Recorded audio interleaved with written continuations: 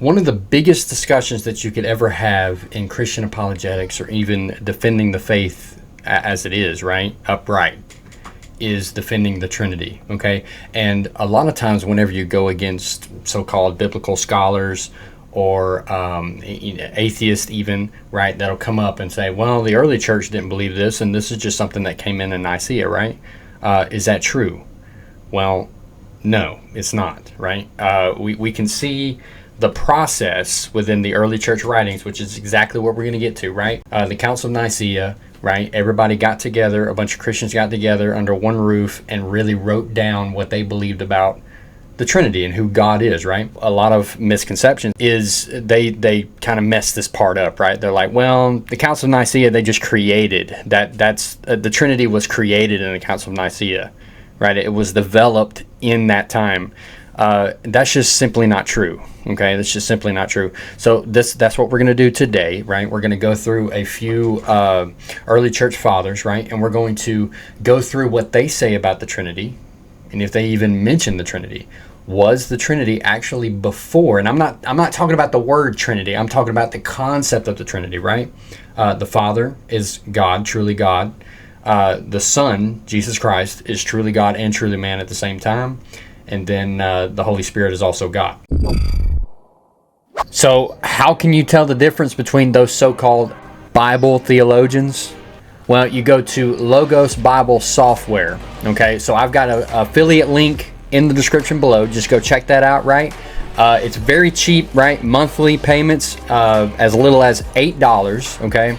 And if you get that, then you can actually go into the program. And if you want to, you can actually do a word-for-word Greek or Hebrew a Bible study where you can actually look up that word, and when you click the word, you can just highlight a passage or a word or whatever, and it will actually bring up the original Greek or Hebrew when it comes to actually what that word or phrasing means in the original language. So check out the link in the description below, and I hope that blesses you, and it'll bring you a lot of joy when it comes to actually studying the Bible. That's how you can tell the difference between those Bible scholars and actually what the Bible teaches.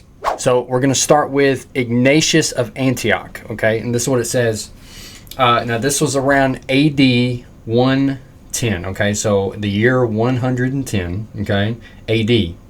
To the church of Ephesus in Asia, chosen through true suffering by the will of the Father in Jesus Christ, our God. Okay? So who's God? Who is God in this passage, in this writing here? Well, it's Jesus, right? Obviously, the Father is God, obviously, right? By the will of God, the Father, in Jesus Christ, our God. So, in the year 110, okay, Ignatius of Antioch writes about to the Ephesians, right? Writes a letter to them and calls Jesus Christ our God. Okay? So that's part of the Trinity, but that's not the full thing, okay? Let's go a little bit further down. That's also what he says.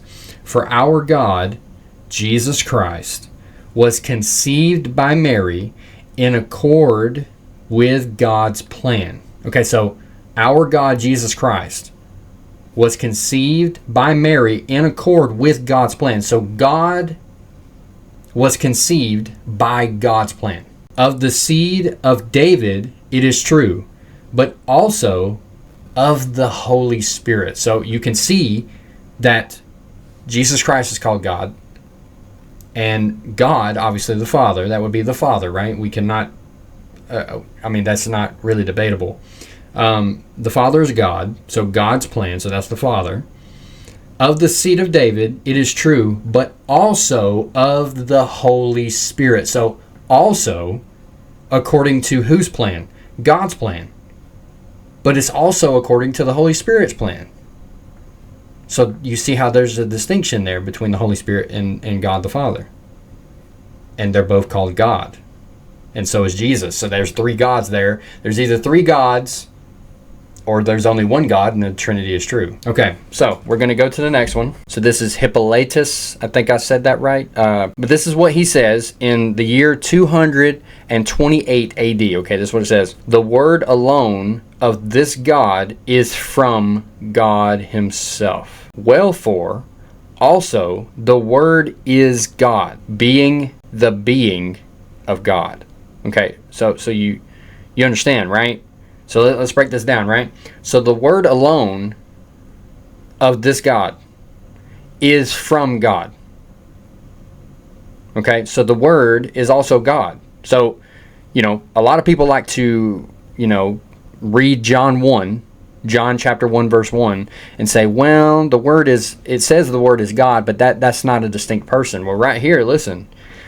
Wherefore, okay, is from God himself. Wherefore also the word is God, being the being of God. Okay, that's not the most clear ever, but as you can see, the word of this God, which is Yahweh, right? The Father, is God also, is also God. The word is God. Okay, so the concept is there. It's just very early, and it's kind of producing, it's kind of developing in a certain way because they're trying to understand these things back then. But just read the early church fathers. Again, if you bring this up in a debate or anything like that, everybody's going to be, well, actually the early church fathers never even talked about the Trinity. In fact, they went against it. Okay, well, it doesn't sound like that so far, so let's keep going. Origen, okay? Now, this is from 225 AD, okay? For we do not hold that which the heretics imagine, okay? So this is what the heretics say, okay? Which we don't hold to as Christians, right? For some part of the being of God was converted into the Son. Okay, so we don't believe that. Or that the Son was procreated by the Father from non-existent essences. So again, this is what heretics believe. That is, from the being outside himself, so that there was a time when the Son, the Son, did not exist. So there was a time, this is what the heretics believe. Okay, this is not what we hold to. It says right there in the first line, for we do not hold that which the heretics imagine. Okay, this is what the heretics say. There was some part where the Son, or where God was converted into the Son. So there it goes, the Gnostic, right? There it goes the whole oneness doctrine, right? That God the Father became the Son. Okay, that's just not so. Okay, that's not biblical. And we can see this in the early church fathers. They didn't believe that either. Okay? Or that the Son was procreated by the Father from non-existent substances. Okay, so the Father did not create the Son. The Son was already existent. That is, from a being outside himself, so that there was a time when he, the Son, did not exist. We don't believe that. We believe that there was always the Son of God. The Son of God always existed before the world existed, before anything existed. Colossians chapter 1, verse 17. Okay, he was before all things, and all things hold together by him. Okay? Now, he goes on to say, for it is the Trinity alone. Now, this is in the early the early 200s, okay? AD. This is the early 200s. This is 225 AD, okay? The word Trinity is mentioned here. For it is the Trinity alone which exceeds every sense, okay, in which not only temporal, but even eternal may be understood. It is all other things indeed which are outside the Trinity, which are to be measured by time and ages, okay? So the first thing right there is that the Trinity is mentioned before the Council of Nicaea. Council didn't happen until 200 years later, after this was written. So again, how did they come up with the word Trinity if they already had the word Trinity even back then in 225 AD? Okay, so there's Origen. Okay, that's another early church father. Now, let's go to the next one. Justin Martyr. Okay, that's what he says in 151 AD. Okay, these are kind of skewed. But I'm actually getting all of these from Catholic Answers. I believe that's what it's called, Catholic Answers. Okay, just look it up. They've got all these, they've actually done the work for you. Okay, you don't have to go and look into the early church fathers or anything like that if you don't want to, because man, they've wrote a lot. But if you just want a little piece of it that they talked about, it's in Catholic Answers. Okay. Great thing. And also, I'm not a Catholic, but Catholics and Protestants believe in the same Trinity, okay? So this is what Justin Martyr says in the year 151 AD, okay? We will prove that we worship him reasonably, for we have learned that he is the Son, okay? He is the Son of the true God himself, okay? So we worship him. We worship who? Jesus. We can't worship a man. We have to worship God, right? Okay, so God will not share his glory with anybody. That's Isaiah 42:8. Okay, so this is what it says. Now, listen to this now. Listen. That he is the Son of the true God himself. Okay, that he holds a second place, and the spirit of prophecy a third. Wait a minute. That kind of sounds like the Trinity, doesn't it? The first person of the Trinity, the Father, the second person of the Trinity, the Son, and the third person of the Trinity, the Holy Spirit. Right? Kind of easy, right? Kind of straightforward. For this they accuse us of madness, saying that we attribute to a crucified man a place second to the unchangeable and eternal God, the creator of all things.